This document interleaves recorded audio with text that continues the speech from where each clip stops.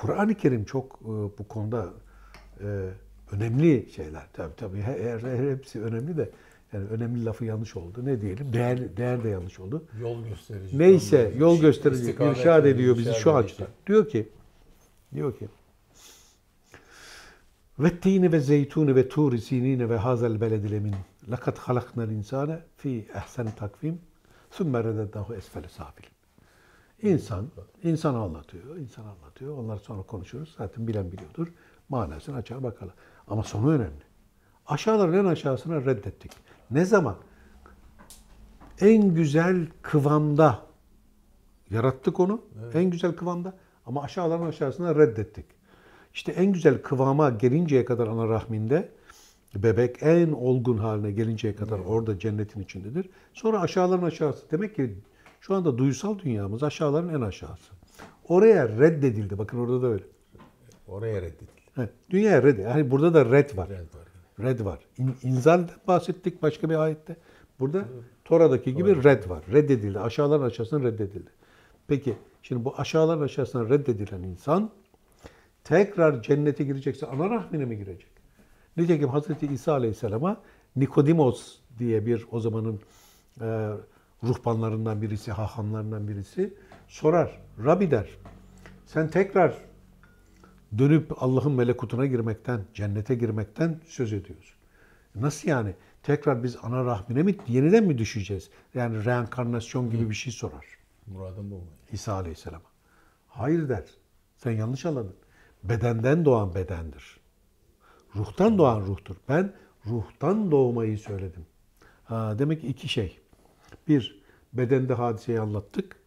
Dünyaya beden olarak geldik. Şimdi ruhtan doğmadıkça Allah'ın melekutuna giremeyiz. Ana rahmine tekrar bedenden tekrar bedene girmek değil diyor.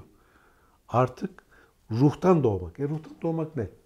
O zaman Hazreti İsa Aleyhisselam devam ediyor. Anneden doğanlar içinde en büyüğü Yahya'dır. Canlı Baptist. Vaftizci Yahya. Ama ben babadan doğdum. Ben babadan doğdum. Anneden doğanların içinde en büyüğü Yahya olmasına rağmen Allah'ın melekutunu miras almayacaktır diyor. Yahya Allah'ın melekutu anlamındaki cennete girmeyecektir. O koskoca peygamber nasıl girmiyor işte falan. Bunlar avam işi. Çünkü Yahya dediğimiz bir nebi, evet bir resul doğru. Ama neyin resulü? Adının resulü. Kur'an-ı Kerim'de diyor ki kendisinden önce hiç kimseye verilmemiş bir isim verdik ona. Zekeriya oğlu Yahya. Nedir kimseye verilmeyen olarak onun ismi ne taşıyor yani risaletinde ne getiriyor? Hay esması işte. Hayat. Yahya hayat demek. İhya etmek. Hayat. Hayat yani biyolojik varlığımızdaki hayat ruhaniyete girmeyecek tabii ki. Tabii, bu bedeni topraktan getirip toprağa atacağız. O miras almayacak melekutu tabii ki. Ruh miras alacak. Onun için İsa Aleyhisselam için ruhullah denmiştir. Kur'an-ı Kerim açık. İnna lillah ve inna ileyhi raciun. Raciun da bu. Geri dön. Peki bu geri dönüşün babadan doğmanın nedir bu? Yani bedende doğma gene babadan doğmuyor muyduk? Sonuçta. Babanın spermaları, olmadan nasıl olur? Annenin ovülü, beraber zigot doğuyor. Öyle geliyorduk. Evet. Şimdi manaya geçince maddesiz bir şey mi bu mana? Hayır, maddesiz mana yok. Evet. Bu kez ref etme, reddetmeye karşılık, karşıt, ref etme. Bu sefer yükseltme. Neye ref ediyor? Kelama ref ediliyoruz. Oh. Kelam, bir Yunanlı filozofun dediği gibi yaratıcı kelamdır der. Yani Türkçe'ye çevirdiğimiz zaman kelam yaratıcı. Kelam yaratıcıdır der. Spermatayı ilk kullanan biyologlar değildir. Bir filozof kullanıyor. O da kelam için kullanıyor onu. Sonra biyolojiye uygulanıyor. Tabii. Çok ilginç değil mi? Logos spermata. Yani bilinci döllemek. Allah. Bilinci, aklı dölleyip ondan kelamın doğmasını seviyor. Nasıl yapılacak? Söz kulaktan girecek, muhakemeden geçecek, nurlar, akıl nurlarıyla, latifelerle neşelenecek. Sonra bundan gelen şeyle nihai nokta ağızdan doğacak kelam. Kulaktan girecek, ağızdan doğacak. Ama ne ilginçtir ki bu manevi cennet hadisesinde kulak zarı vajinanın perdesi gibi izale edilmiyor. Vajinanın döllenmede perdesi izale edilir. Eyvallah. Evet. Ama kelama gelince, babadan doğmaya gelince bakirdir bu. Her zaman bakirdir. Döllenir ama katiyen zar izale olmaz. Vay vay. İşte Beytullah, işte Betul, yani Bakire Meryem, işte kulak. Kelam, ilahi spermata, Allah. buradan girer, buradan doğar, ağızdan doğar. Ya.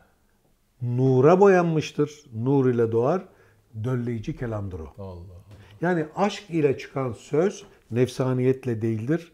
Aşk ile ilahi hakikatler söylendiğinde o dölleyicidir. İlahi şarap o işte. Oo. O yüzden İsa Aleyhisselam suyu şaraba çevirdi düğün evinde. Suyu şaraba. Su dediği ilim. Şarap olunca ne? Coşku, aşkla söylemiş kelam. Logos spermatikos. Yunanlıların söylediği bu. Logos spermatikos. Dölleyen kelam. Logos hem kelam demek, hem bilinç demek malum. Hem anlam demek, hem anlayış demek. Ama spermata döllemek demek. Bakın kelamla başlıyor. Bedende ne oluyorsa, yani şey olarak, form olarak, manada da oluyor. Ama gene bedenin üzerinde. Evet. Bu sefer arşta oluyor. Arş su içinde denmedi mi? Ya. Beyin Neyin içinde? suyun içinde. Tuzlu bir su içinde Tuzlu diyor bir ve su. tuzlu suyun içinde. Eyvallah. Arş muhkem korunmuştur demiyor bu. Beyin kemiği, Kafatası. vücudun en muhkem şey. Eyvallah. Ama iş arş-ı aladır. Arş-ı ala beyni de aşacak. Beyni aşan nedir? Akıl. Arş-ı ala aklın ta kendisi. Cebrail aleyhisselam. Cebrail'den al haberi. Akıldan al haberi. Başka bir yerden haber alamazsın. Aklıma geldi diyor ya. Ya ne güzel de gelmiş. İyi ki gelmiş. Bir küçük bir şey menkıbe geldi. Evet, buyurun. Anlatabilir misin? Rica ederim. Cenab-ı Musa Hazretleri zamanı kendisi tura çıkarken Cumba'dan kızcağız vuruyor. Yeni evlenmiş. Ya Musa diyor. Buyurun diyor. Ya diyor gidiyorsun soru versene ne zaman evlat zuhur edecek bize? Eyvallah. Çıkıyor. Konuştuk ama bittikten sonra efendim de böyle bir niyaz var arkadan soru geldi. Söyle onlara çocuk görünmüyor diyor. Eyvallah. Aşağı iniyor. Vuruyor Cumba'ya. Ne dediler diyor. Size çocuk görünmüyormuş diyor. Eyvallah diyor. Kararıyor kız. Akşama eşi geliyor eve. Bakıyor sıkıntı ne o diyor. Ya çocuk bir olmayacakmış. Cenab-ı Musa'ya söyledim. Cevap böyle geldi. Ne var diyor. Ben seni severek aldım. Yok olmuyorsa olmuyor. Ne yapalım yani diyor. Hadi koy çorbamızı diyor. Tam kaşığı da aldıracaklar. Kapı çalıyor. Kim gelecek bilmiyorum diyor. Açıyorlar yaşlı bir dede. Şalom, şalom. Tanrı misafir evlat diyor. Gelin amca diyor dede. Hanımın dürtüyor diyor. Bir kaşık alıyorsan ikinci kaşığı ters yap dedeye çorba çıksın. Hop bir üçüncü kaşık bağdaş kuruyorlar. Bir düz, iki ters. Babayı da doyuruyorlar.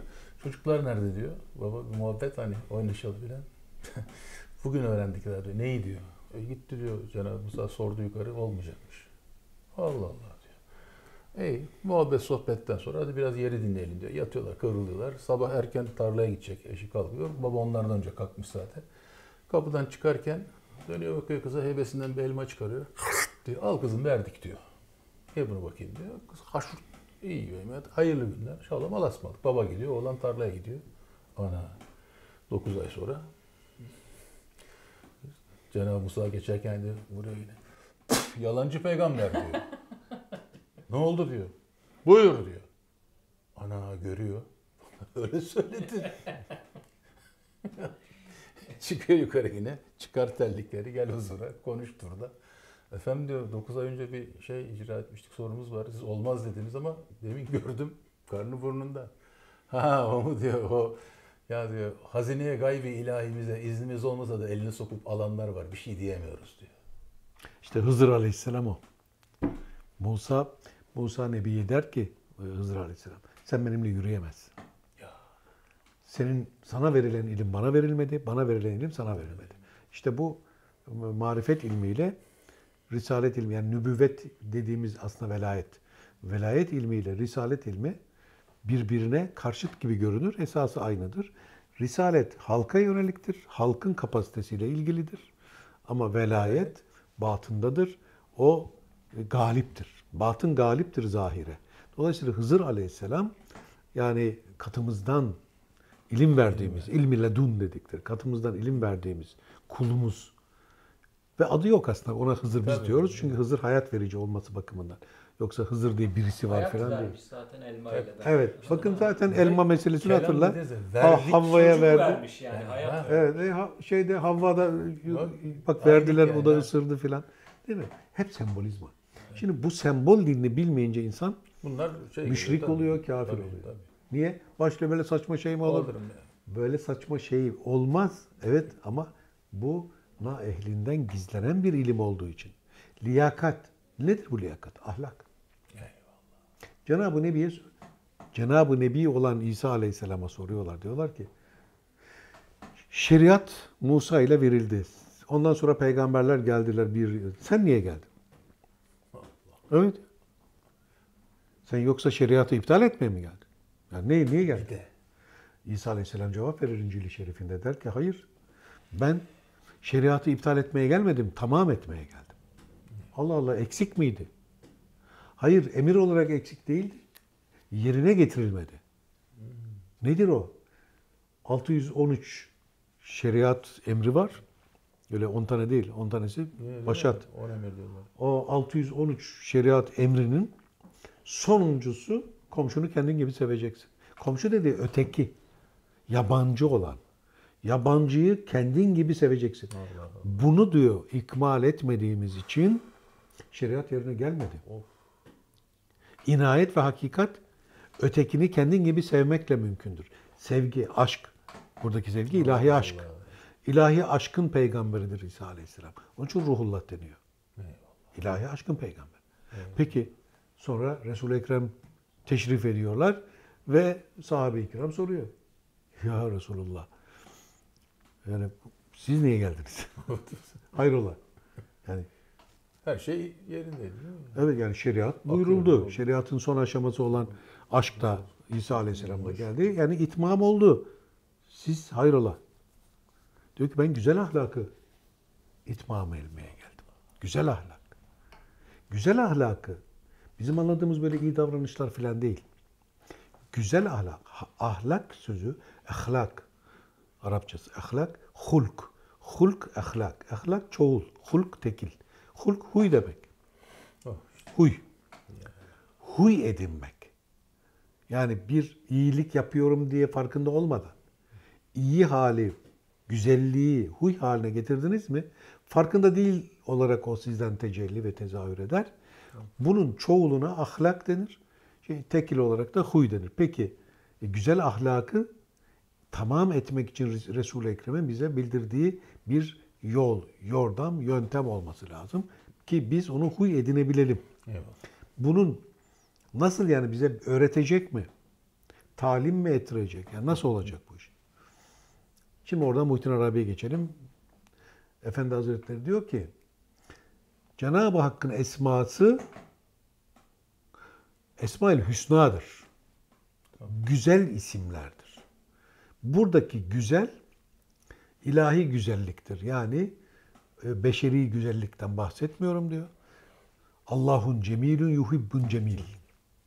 Allah güzeldir ve güzeli sever. O zaman güzellik ilahi bir vasıf olarak, meknuz olarak, gizil olarak indirilmiş olan kitapta, yani her birimizde, her insan indirilmiş kitaptır. Bu indirilmiş kitapta meknuz olan, gizil olan ilahi esma, kulluk ile onların gerektiğini yaparak aşikar olur, huy edinilir ve ahlak olur ve Allah işte o güzel ahlakı sever. Peki bu meknuz olan şeylerin yetenek, yani kabiliyetler, bu kabiliyetler mizacımızı, karakterimizi falan oluşturacak olduğumuz bu kabiliyetlerin, bu esmanın tezahür etmemiş ama tezahür edecek olarak var olması. Yani gizil ama aşikar olması hizmet ile olacak olan. Nedir bunlar? Ayağını sabitedir onlar diyor. Ayağını sabite, ayn göz demek. Ayan gözler. Sabit tespit edilmiş. Sabite tespit edilmiş. Tespit edilmiş gözler. Ama bu göz bir şey olarak biyolojik göz değil. Görmeyi, manevi görmeyi, kavrayan görmeyi yapan üçgen içindeki gözler. Akıl yani. Akıl. Akli, makule bunlar. Üçgenden kasıt ne orada? Üçgen aklın ilk kavrama biçimi. Geometri akıl demek. Geometri. Yani İki akıl olmaz, üçgen, aklın doğru. işini ölçmek, biçmek, kavramak. Geometri. Geometri maddi bir şey değildir. Teorik bir şeydir. Akılda doğar, akılda anlaşılır. Doğru. Akılda dış dünyaya uygulanır. Dışarıda geometriye dair bir teorem Hiçbir bulamaz. şekilde de yok diyemez. Akıldan doğar. Eyvallah. Akıldan doğar. Evet. Dolayısıyla aklın gözleri ideler diye Platon'un söylediği ayağını sabitelerdir. Sabit aynlar insanda yeteneklerdir. Eyvallah. Yetenek. Hizmet, kulluk dediğimiz şey bu yeteneklerin gerektirdiği çalışmayı yapmak. Her insanda sanatsal bir zevk, yetenek olarak var. Ama ona çalışmaz, kulluk etmezse, pratiklerini yani yapmazsa onlar açığa çıkmaz. Ve oradan bir kemal doğmaz. Gizil kalıyor. Evet. Şimdi sevgili üstad aldı, takır takır takır icra etti. Ama oraya gelinceye kadar ne zahmet çekti? Şimdi genç görünüyor ama 42 yaşında olduğunu kim anlayacak yani? Adam öyle genç kalmış yani. Sanat onu zevkli bir şekilde genç bırakmış. Şimdi kardeşim o zahmetler rahmete dönmüş. Şimdi nimetlerini hep beraber yiyoruz. Sofraya getirdi. Sofra. Bu sofra lokanta sofrası değil. Burası restoranto değil. Ne demek bu? Yani hazır yemek yok burada. Ne var kardeşim? Herkes getirecek. Oh. Birlikte yiyeceğiz. Yani burası piknik. Demek ki irfan sofrası, piknik sofrası. Herkes getirdiğini ortak Türlü. Serhan'ın getirdiği bu sanatı bende yok. Eyvallah. Ben de. Abi sen niye getirmedin sazını falan diyemez bana. Biz de kelam getirdik. Ne yapalım be Serhancığım? Seninki daha tatlı ama olsun yani. Bir tane daha sanatçı var burada. Hem sanatı var hem irfanı var. O da sofraya bak. Biraz evvel ne güzel şey koydu. Değil mi? Musa Aleyhisselam'la Eyvallah. ilgili. Ne güzel yedik işte bak beraber. Demek ki piknik burası. Evet. Şimdi bu piknikten hareketle bu işin esasını da anlamak için mabet. Bu sofra, meyhane, bu mabet.